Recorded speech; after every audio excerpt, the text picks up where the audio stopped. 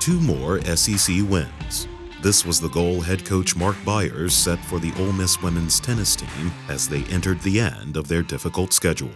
Yeah, afterwards, I think we kind of laid it out to the girls, like, hey, this is what we've got to do. Him telling us that we had to get those 2 wins helped us in a sense, because we didn't really have time to dwell on the past. We had to find a way to get those 2 wins.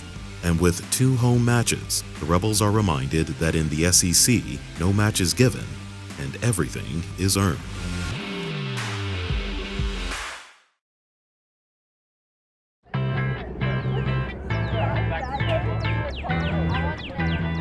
As the sun rose on a new morning, the Ole Miss tennis team had their goals set as they began the day. Get going. The Rebels had to find the right balance of fun and focus as they took the court to prepare for their upcoming match. And volunteer assistant coach BLAIR SHANKLE was ready to hit the ground running at the early morning practice. Better set me up with the depth, Anna. Oh yeah. Here we go. Get up, get up. Oh! Anna was too nice.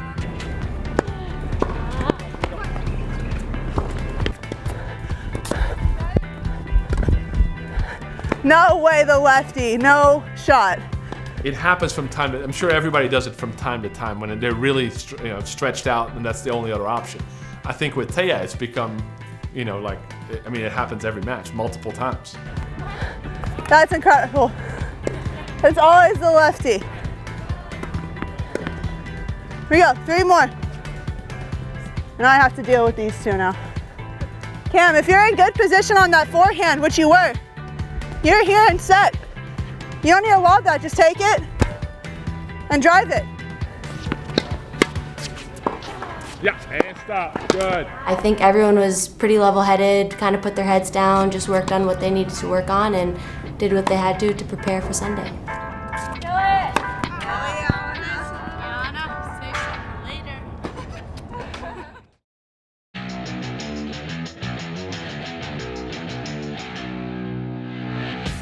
As Sunday arrived, so too did clear skies and a determined Missouri team.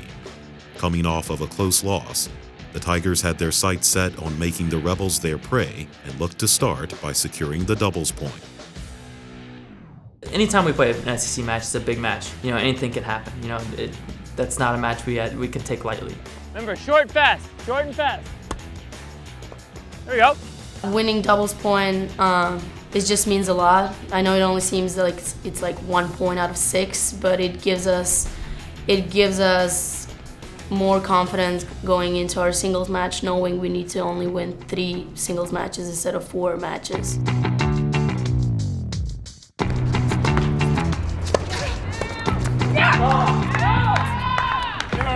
Aggressive playing by Missouri, however, gave the Tigers a 1-0 lead on all 3 courts. Let's go. Okay. Yeah, just, hey, if you're gonna take it early, just shorten and just make sure it's in front and give it a rip, okay? Like, they're not gonna do much with your ball, okay? So just make sure it's a big target again, okay?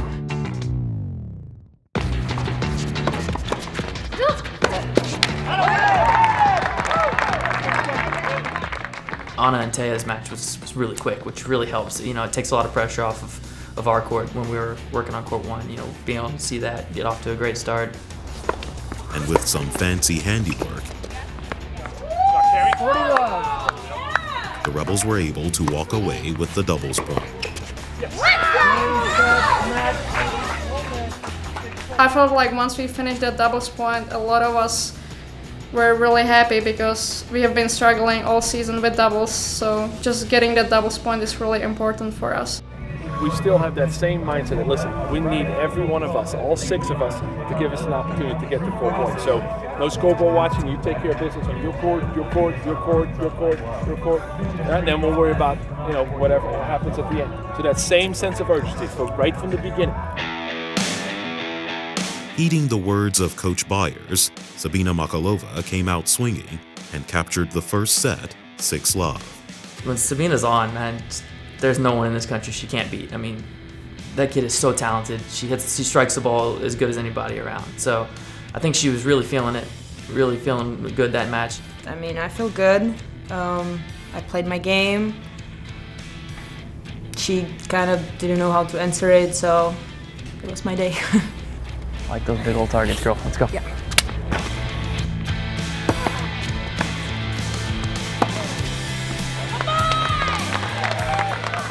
With Makalova winning on court 1 and a win on court 5 to shortly follow. All that was left was Anna Verbinska to secure the 4-0 sweep.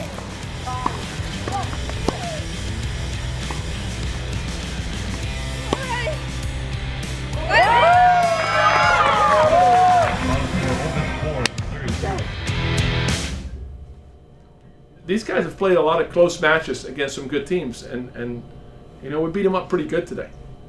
And so the same thing, nothing changes. We're just every single day, we're coming to work, we'll take care of our business, and then, you know, whatever happens as far as the result is concerned, that's what happens. But we're not going to give up on anything. We're not letting up until the very last ball of our season's hit. I don't have to tell you guys, I've told you guys many times, anybody can beat anybody out here in the SEC this year. And that's been proven many, many times. Whatever rankings say is, you know, it's just a number. Get in here, guys. 6:45. All right. Go Revs on 3. 1, 2, 3. Go Revs! There are many styles of play in tennis. There are counterpunchers and aggressive baseliners, to name a few. But one style of play on the Rebels roster can be difficult to place.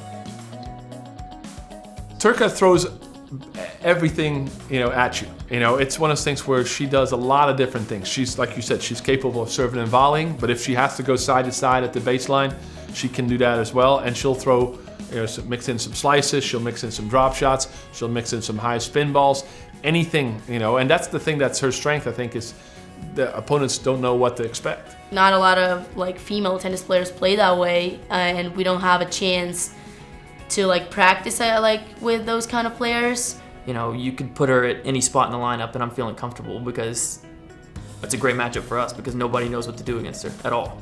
And it's a lot of fun to watch because you see people just like lose their mind.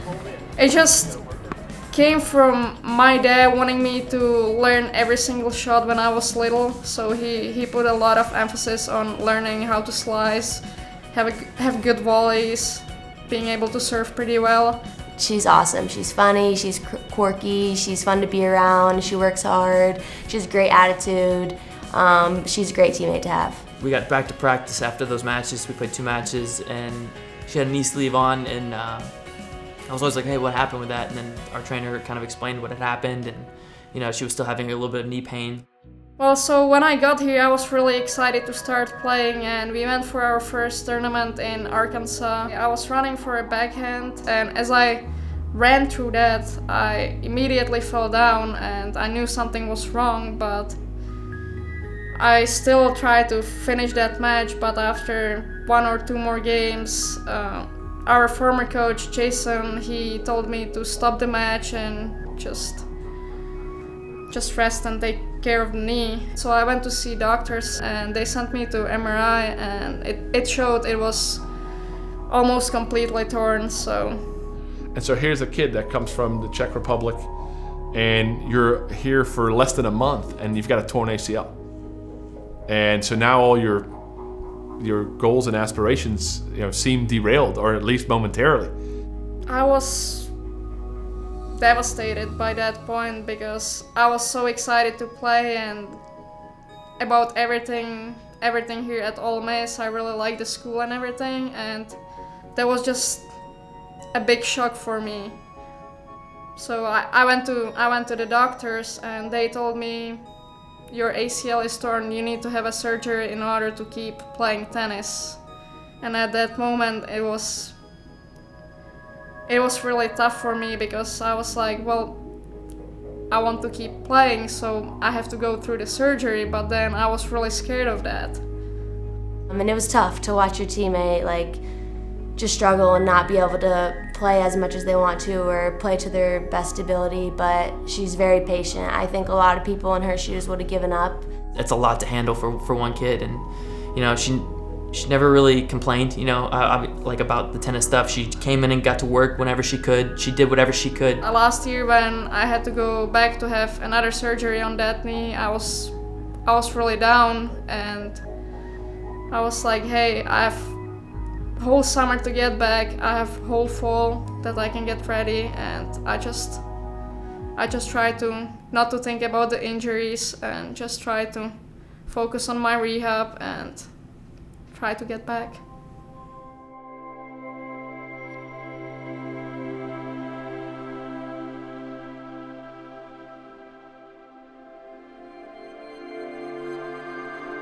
Because this is really the first year she's been able to practice nonstop, play nonstop, and feel, you know, pretty good physically. It's been great. I mean, she's just a hard worker, and it's just so much fun to get on the court and practice with her every day, you know?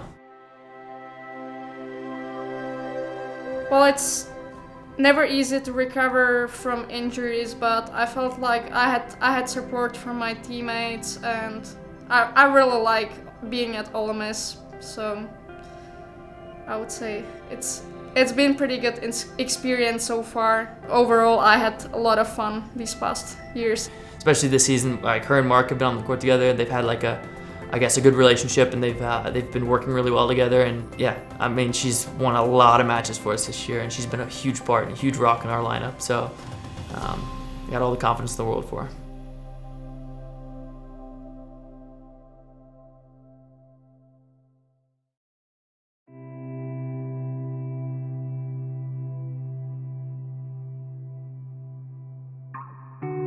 As the Rebels' season comes to a close, they had one last opportunity to take down another SEC opponent, and that opportunity would take the form of the number 16 ranked Texas A&M Aggies.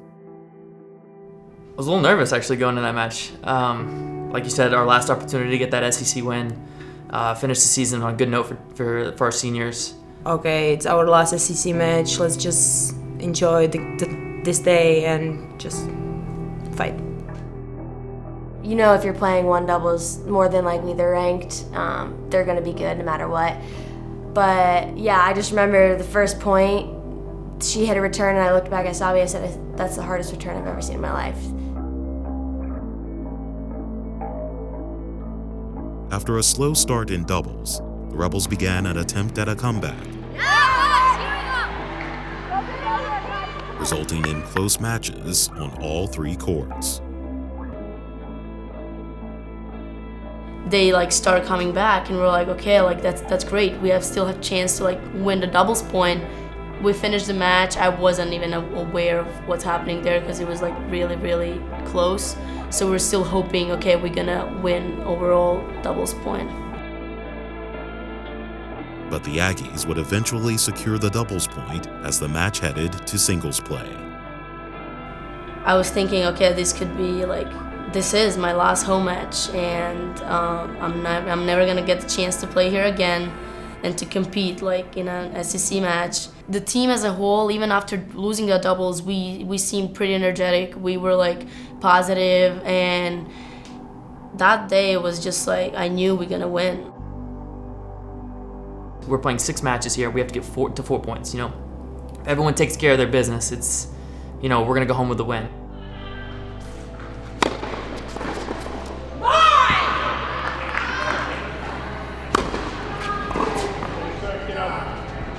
We won 5 first sets in singles. I think we won everything but at 6. Yeah, let's go.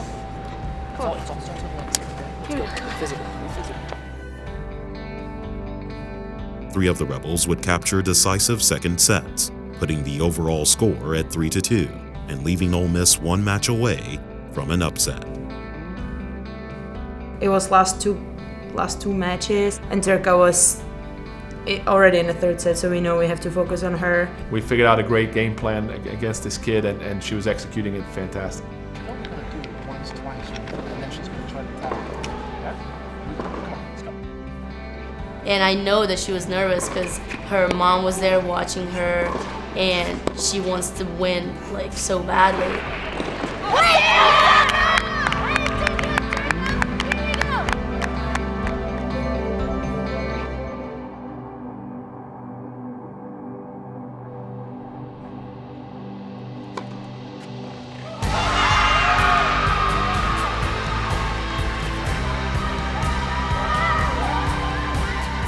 we could not finish better than this, especially on a senior day. Like, I won the match, we won the match, everyone is happy.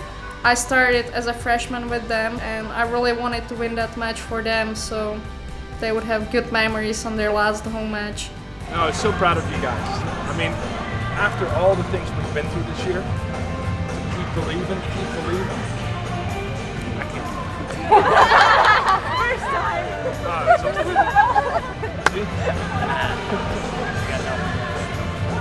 Yeah, get emotional too. I do get emotional. I like to bring it in before I cry, guys. That's a great job. Okay, set 3. 1, 2, 3, go!